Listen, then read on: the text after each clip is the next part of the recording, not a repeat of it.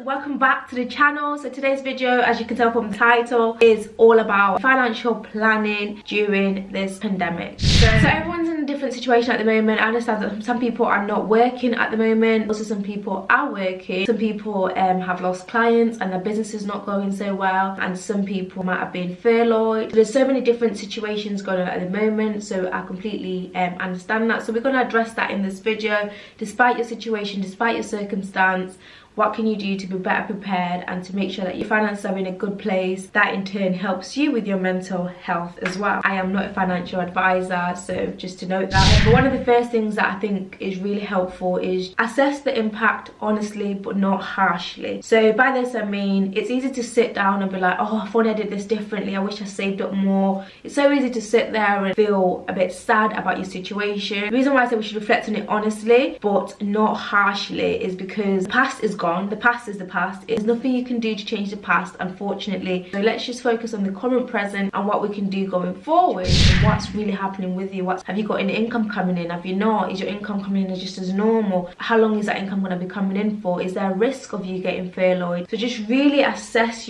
just sit down. Well, you don't have to sit down, you could be standing, but basically just really take the time to think about your world, what's going on in your finances, in your situation, what is the truth of the matter. And I think the next thing after that is to look at your income. At the moment in the UK, the government are doing their best to help everybody in different situations, so you need to have a look at what's available for you. So if you're working and your income is just normal, great. But if you, on the other hand, if you've maybe have actually been ill, so you've had to self-isolate and you can't work for any reason, then be aware that the government does have a statutory sick pay in place, so you could utilize that. But I believe that's about £98.95 a week. So if that's not enough for you, then of course then you can look at your other options. So perhaps you could then apply for universal credit, and a lot of that now, obviously because people can't go in face to face, you can just do it over the phone, online. So have a look, what are your options regarding that. But on the other hand, if maybe perhaps you were self-employed, what the government are doing is they've got a grant for you guys. What they'll do is they'll assess what you declared as your profits over the last 3 years, and they'll do an average of what your monthly profit is, and they will be able to give you up to 80% of your monthly profit, but limited to 2,500 maximum a month. That's a grant,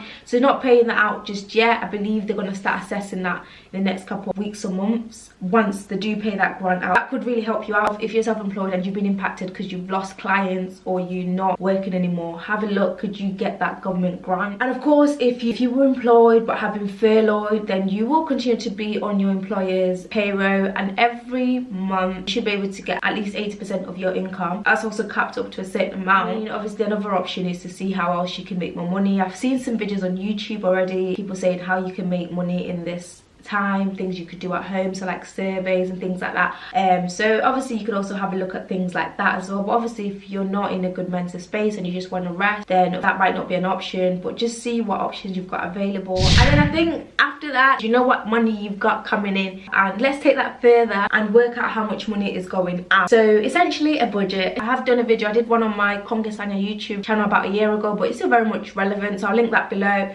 And of course as well, if you've ever purchased my ebook, I do have a download on there for you to do your budget. So I'll link the link to my ebook down below as well. But essentially all it is just go through, work out every single outgoing that you have on a monthly basis. So one of the best ways to do this is actually just use your phone, log into your online banking. So for instance, most of our expenses go out on our backlist account, and what I like about a backlist is they've got this option where you can filter by your regular payments, so you can see all your payments that you pay out regularly. So obviously write all those down. So one thing as well to do while looking at your budget, we did this like a couple months ago and we actually found something, but basically just try to look out for ways where you could save money. So it could be a case of you are overpaying on something, or you have a subscription that you shouldn't have had. So what you can do is have a look, is there something in there, is there subscriptions that you shouldn't be paying for? Have a look on your phone, are there apps that you shouldn't be paying for? Have a look at your actual bills. One thing that we spotted, for instance, is our internet. When we signed up for our Virgin internet, it was about £32 a month, and then unaware to us, for about 6-7 months we had been paying £50 a month for it. So obviously when we're going through this, analysing our outgoing. You know, we spotted this and we're like, why are we paying £50 for the internet? And they rang them up, and basically we were out of contract, so we had, I believe it was 24 months or was it 12 months contract with them, and we're out of that contract, so which meant we just went on to like that standard sort of tariff payment. But anyway, by ringing them up, they managed to get that down for us to £37, so still more than the original 32, but a lot less than the £50. So obviously that's about £13 a month that we've saved, which obviously in turn is like £156 a year. We did that also with our home insurance. We found out we're paying way too much for our home insurance. That saved us a lot. I think we saved about £500 a year on just changing our home insurance. So have a look and see where you can cut out. Obviously we've also recently just changed our energy provider to save costs, so that's also gone down. So we went from British Gas to Octopus Energy, and we found like a huge savings. So, you know, ring up your suppliers, do your research, go on these comparative websites and see how you can cut back on costs, and where you pay more, have a look to see if you could pay less, because that will really help. And cancel those subscriptions you don't need. So which is on to the next point. So now you know what's coming in and you know what's going out. Is it balancing? Is it not adding up? Or is it adding up? Like, are you perfectly fine? So if you find that it's fine, your income is covering your outgoing, then the next thing I think to look into is an emergency fund. I'm a believer in an emergency fund. I mean, if you're a law of attraction person, let me know what you think about this. I've always thought, does it have an emergency fund attract an emergency? That's the only thing that puts me off about an emergency fund. But anyway, now I've learned it doesn't matter what it attracts, because things like the coronavirus, I don't think anybody attracted that. Like, it just goes to show it is good to have an emergency fund. So anyway, I think if you've got extra, start to put aside into emergency fund. Normally it's good to have like a 3 to 6 months emergency fund, but even if you could just do 1 month of an emergency fund, it's a good start. I think it's good to have a look and see, okay, so out of your mandatory outgoings, so you know, times that by 3 if you want to do 3 months, and start to build that up. If you're familiar with some of the stuff I've done on finances, I like to work in percentages. It's good to allocate 20% anyway for saving for your future stuff or in investments or things like that. So that 20% can be used towards building your emergency fund. But if you're not able to save 20% at this present time, that's not an issue. I think it's just about making a start on your emergency fund. Obviously, because of the uncertainty of the whole situation at the moment, it is quite handy.